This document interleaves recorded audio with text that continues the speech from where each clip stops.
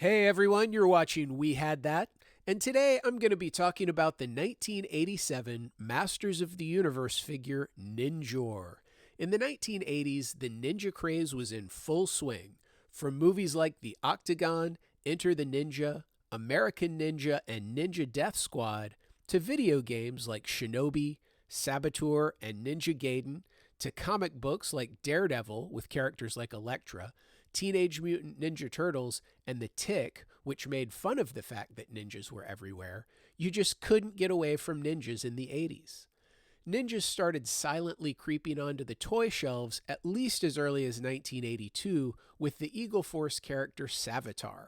But it was G.I. Joe's Storm Shadow that truly brought the ninja action figure to the masses in 1984. Remco had Ninja Strike Force, Hasbro had Ninja Warriors, and Soma had Master Ninjas. Ninjas were everywhere. Now, the original Masters of the Universe toys first came out in 1982, and thanks largely to the TV show, the line was a huge success for Mattel. For the next several years, new figures were introduced each year all the way through 1988. Because the line was basically a mix of science fiction and sword and sorcery, Masters of the Universe managed to avoid feeling the need for a ninja for almost the entire run. I mean, they already had the character Jitsu, who filled the generic martial arts position pretty well. I guess in 1987, Mattel was running out of ideas and decided that Jitsu wasn't quite enough, so they introduced Ninjor. The character Ninjor wasn't released until near the end of the line with the last full wave of figures in 1987. Because Ninjor came out so late, his image didn't really appear on very much merchandise. By that time, the cartoon had ended, and the majority of the mini-comics packaged with the action figures had already come out. So Ninjor was featured in just one mini-comic, The Search for Keldor. There was also a story called Enter the Ninjor in issue number 11 of the UK publication Masters of the Universe Adventure magazine. As far as I know, that was about it. Those were the only appearances of Ninjor back in the 80s. The 1987 wave of the figures didn't sell as well as previous waves, and not as many toys were being produced. Those that were being produced were sitting on the pegs a lot longer than previous waves. Some of the characters like the Sorceress and King Randor were already well known because of the cartoon, but despite having a commercial of his own, Ninjor was a new character who never received that much attention. Not so many Ninjor figures sold compared to most of the line of Masters of the Universe. In fact, many Masters of the Universe fans today don't even remember Ninjor. As a result, a complete Ninjor figure sells for quite a bit these days. Now, honestly, I never thought I'd have one in my collection, but thanks to John at Scareglow's house, I now have a Ninjor to assist Skeletor in his evil quest to rule Eternia. Despite the fact that the figure was created with specific instructions to reuse as many parts as possible, the Ninjor figure itself is actually pretty cool. That is, if you didn't burn out on ninjas in the 80s.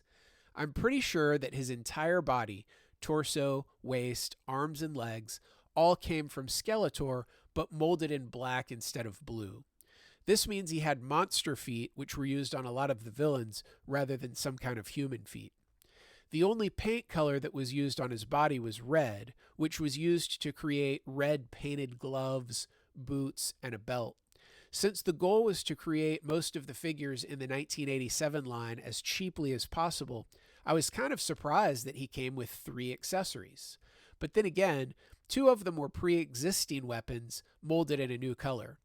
Ninjor was given Jitsu's sword, molded in silver instead of orange, a brand new set of nunchucks, and the longbow from the Eternia playset, molded in silver rather than that copper color that was used on the playset. Plus, he has a removable hood and a tunic. I'm assuming that Mattel gave him the tunic and hood because it was a relatively inexpensive move. But the sculpt that was created for Ninjor's head was a new sculpt, and a pretty good one, I might add. One other unusual characteristic of Ninjor is, in addition to the standard spring waist that most of the Masters of the Universe figures had, Mattel also gave Ninjor a spring arm like Jitsu and Fisto so he could chop. Overall, it's kind of a surprise that he's such a cool figure, given the fact that he's mainly made from reused parts. Obviously, characters like He-Man and Skeletor were released as figures in every one of the many Masters of the Universe lines that have come along since the original vintage line. Plus, He-Man and Skeletor had their likeness featured on all kinds of merchandise. Unfortunately, I don't think Ninjor showed up anywhere else besides the Masters of the Universe Vintage and Classics lines, so he remains a relatively obscure character and action figure in the Masters of the Universe universe. What did you think of Ninjor? Is he an awesome addition to the Masters of the Universe line, or is he a forgettable character who blends into the shadows? Did you even know Ninjor existed as a kid? Did you have one? Do you have one now? Tell me in the comments below. Please give this video a thumbs up, and if you haven't done so already, please subscribe to my channel and hit that notifications bell so you'll be notified when my new videos come out. If you collect toys, you should know about Toylanta, the best toy show in the southeastern United States, held annually just north of Atlanta, Georgia. Visit Toylanta.com for more information. As always, thanks for watching.